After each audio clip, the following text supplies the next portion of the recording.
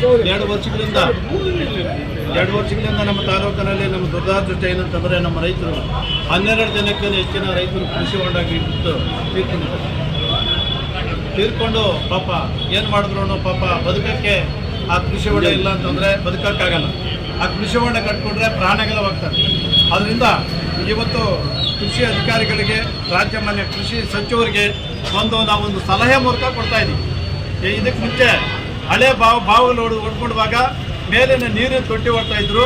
ನೀರಿನ ತೊಟ್ಟಿಗೆ ನೀರು ಬಿಟ್ಟು ಹಸುಗಳಿಗೂ ಜನಗಳಿಗೆ ಎಲ್ಲ ನೀರನ್ನು ಮೇಲ್ಗಡೆ ಒಂದು ನೀರಿನ ತೊಟ್ಟಿ ಮೂಲಕ ಸರಬರಾಜು ಆಗ್ತಾ ಇತ್ತು. ಆ ಥರ ಇಲ್ದಿರ ಏನು ಕೃಷಿ ಹೊಂಡ ಮಾಡಿಬಿಟ್ಟು ಒಂದು ಪೇಪರ್ ಆಗಿಬಿಟ್ರೆ ಏನು ಜನ ಪೇಪರ್ ಮೇಲೆ ಹತ್ಬಿಟ್ಟು ಪಾಶೆಲ್ಲ ಕಟ್ಕೊಂಡ್ಬಿಟ್ಟು ಉದ್ದೇಶದಲ್ಲಿ ಬಿದ್ದೋದ್ರೂ ಯಾವ ಪ್ರಾಣಿ ಹೋದ್ರೂ ಕೃಷಿ ಹೊಂಡದಿಂದ ಬಯಲಕ್ಕೆ ಬರೋದಿಲ್ಲ.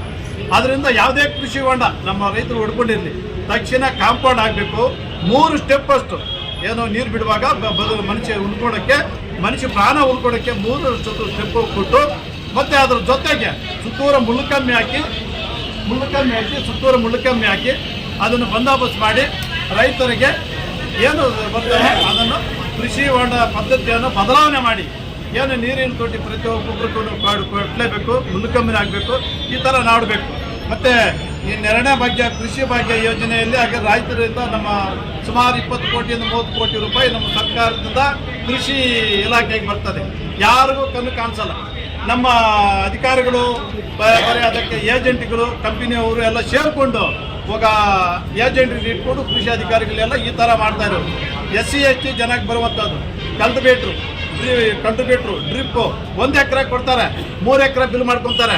ಅರ್ಜೆಂಟ್ ನಮ್ಗೆ ಡ್ರಿಪ್ ಯಾರು ಕೊಡೋದಿಲ್ಲ, ಬಿಲ್ಗೆ ದುಡ್ಡು ಕೊಡೋದಿಲ್ಲ. ಎಲ್ಲ ಕಂಪನಿಯವರ ಹತ್ರ ಜೊತೆಗೆ ಸೇರ್ಕೊಂಡು ಅಧಿಕಾರಿಗಳು ಶಾಮೀಲಾಗಿ ಇವತ್ತು 3-4 ವರ್ಷಗಳಿಂದ ನಮ್ಮ ರೈತರ ದುಡ್ಡು, ನಮ್ಮ SC ST ಜನಕ್ಕೆ ಬರುವಂಥ ದುಡ್ಡು ದರೋಡ ಮಾಡ್ತಾ ಇದ್ದಾರೆ. ಏನಪ್ಪ ಅಂತಂದ್ರೆ ಪಾಪ ನಮ್ಮ ಹತ್ರ ಹಣ ಇರೋದಿಲ್ಲ, ಯಾವುದೇ ಇದಕ್ಕೂ ಹಣ ಇರೋಲ್ಲ, ತೊಳ್ಕೊಳಕ್ಕೆ ಇದು ಸಾಧ್ಯವಾಗೋದಿಲ್ಲ. ಇದು ಕಂಟ್ರಿಬ್ಯೂಟ್ರ್ ಒಂದು ಮತ್ತು ಕಂಟ್ರಿಬ್ಯೂಟ್ರು ರೋಟ್ರಿ ಸುಮಾರು 1.5 ಲಕ್ಷ ಆಗುತ್ತೆ ರೋಟ್ರಿ. ಅದಕ್ಕೂ ಎಷ್ಟು ಅನುದಾನ ಬರ್ತದೆ ಅಂತ ಅವ್ರು ಏನು ಹೇಳಿದಿಲ್ಲ. SC STಗೆ ಎಷ್ಟು ಜನ ಹಣ ಬರ್ತದೆ, ಎಷ್ಟು ಹೋಗ್ಲಿಕ್ಕೆ ಎಷ್ಟು ಕೊಡ್ತೀಯಾ ಹೇಳಲ್ಲ. ಯಾವಾಗಲೂ ಹೋದ್ರು ನಮ್ಮ ಪಾಪ ನಮ್ಮ ರೈತರು ಇಲ್ಲಪ್ಪ ಅನುದಾನ ಮುಗಿದಿದೆ ಬಂದಾಗ ಕೊಡ್ತೀವಿ. ಯಾರು ಕೊಡ್ತಾರೆ ಯಾರಿಗೂ ಗೊತ್ತಿಲ್ಲ.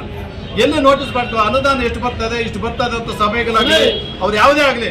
ಈಗ ನಮ್ಮ ಇರುವಂಥ ಕೃಷಿ ಅಧಿಕಾರಿಗಳು ಯಾವುದೇ ರೀತಿಯಂಥ ಕೃಷಿ ತೋಟಗಳಿಗಾಗಲಿ ರೈತರ ತೋಟಗಾಗಲಿ ಒಂದು ದಿನಾನು ಭೇಟಿ ಕೊಟ್ಟಲ್ಲಿ 2 ವರ್ಷ ಆಯಿತು ಪುಣ್ಯಾತ್ಮ ಬಂದು. ಯಾವುದೇ ರೈತರಿಗೆ ಒಂದು ಸಲ ಆದರೂ ರೈತ ತೋಟಕ್ಕೆ ಹೋಗಿ ಏನಪ್ಪ ಬೆಲೆ ಏನಾಗಿದೆ, ಹೆಂಗಾಗ್ತಾ ಇದೆ, ಈಗ ಔಷಧಿ ಕೊಡ್ತಾ ಇದ್ದಾರೆ, ಬಿಲ್ಲು ಕೊಡೋದಿಲ್ಲ. ಅವರು ಔಷಧಿ ಕೊಡ್ತಾ ಇದ್ದಾರೆ, ಬಿಲ್ಲು ಕೊಡೋದಿಲ್ಲ. ಬಿಲ್ಗೆ ಅಂದ್ರೆ ಇಲ್ಲ ಒಟ್ಟಾಗಿ ಹಾಕೋತೀವಿ ಅಂತಾರೆ. 80 ರೂಪಾಯಿ 90 ರೂಪಾಯಿ ಒಂದು ಬಾಟ್ಲಿ ತಗೋತಾರೆ ಔಷಧಿಗೆ. ಬಿಲ್ಲು ಕೊಡೋದಿಲ್ಲ ಸರ್ಕಾರ. ರೈತರ ಬೆಲೆ ಏನೇನಾಯ್ತು ಕೊಟ್ಟು ಹೆಚ್ಚು ಕಮ್ಮಿ ಆಯ್ತು ಅಂತ ಔಷಧಿ ಕೊಟ್ಟು ಬಿಲ್ ಯಾರನ್ನ ಕೇಳೋದು, ನಾವು ಕೊಟ್ಟೇ ಇಲ್ಲ ಅಂತ.